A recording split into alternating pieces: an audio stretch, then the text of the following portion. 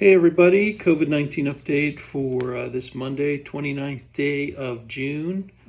Hope you're all planning a great week. I know you at RVR are going to be very busy getting ready for the Camp Reimagine, so that's going to be pretty cool. So let me tell you right now, we're over 500,000 deaths worldwide from COVID-19. There's a phrase that's going around that I think is apropos at this time because so many people, especially in states that have been pretty ravaged by it, are not wearing masks, not practicing social distancing.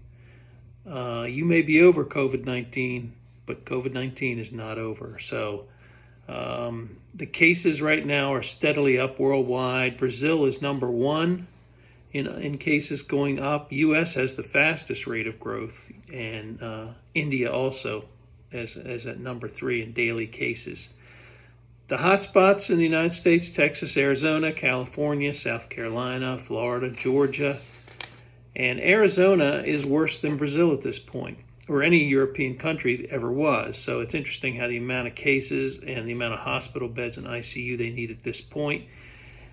Arizona, California, Texas, and Florida make up 30% of the population of the United States and 33% of the gross domestic production in the United States. And they all combined have the worst amount of cases, even worse than the state of New York at its peak. So you heard how bad when New York was. They're even exceeding that. So this is far from over. They're doing more testing. There's more positive test rates coming out. The outbreaks among those states are younger people, and mainly that's from them having bars open and having different parks and things like that, and people taking advantage of the outdoor warm weather, which is expected, but you just can't do it at this time.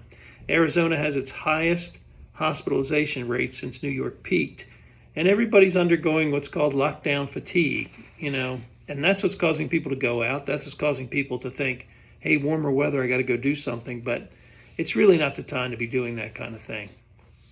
As tough as that is to hear, and if you do something, wear a mask and practice social distancing.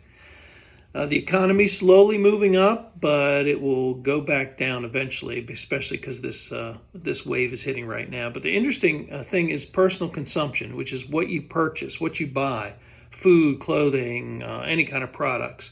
In the month of May, that rose 8.2%. And the interesting thing about that figure is it's double the all-time high, which took place all the way back in 1959. So, we're far from over this. We have to keep practicing our social distancing, our mask wearing. And believe me, when I was out there standing outside with a mask on, I was waiting for some food at a carryout. It's hot wearing a mask, but it has to be done. And it's not for our safety, it's for the people that we come in contact with. I went with my daughter to Rita's in Hampstead last night to get a custard. I'm a sucker for their custard. I'll admit it. Of the people standing there waiting, only my daughter had a mask on.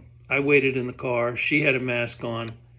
Everybody else didn't. You're jeopardizing those workers that are in there who are wearing masks. So I just urge everybody, just keep the mask on, practice social distancing, and do remember that this too shall pass.